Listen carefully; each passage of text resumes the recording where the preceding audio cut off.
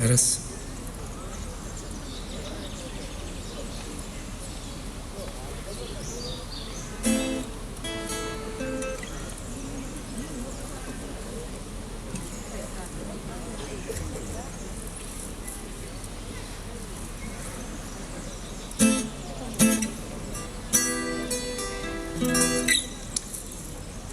Қазір мен сізге жырлын татар жыруы Güzel Bakça.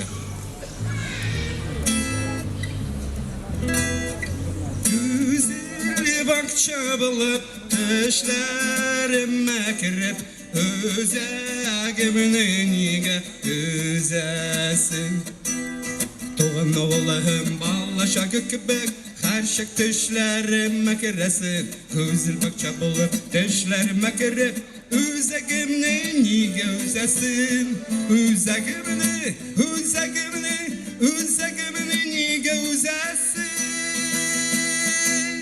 Güzel bakça bulup düşlerime kirip Üzegimni niye üzesin Güzel bakça bulup düşlerime kirip Üzegimni niye üzesin Aytım şakta yollar meşgı Akkayımlar karşı alalar Nidere tekbek Allah kar verirse Şavlı şavlı zatıp kalalar Şavlı şavlı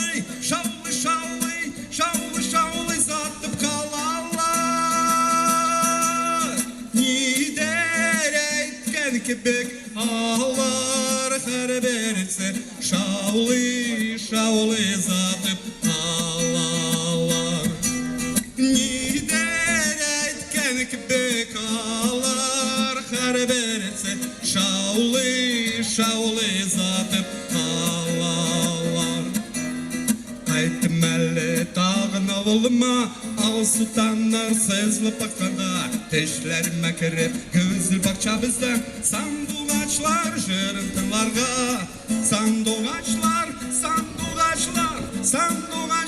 jırıntınlarga Teşlerime kirip güzel bakada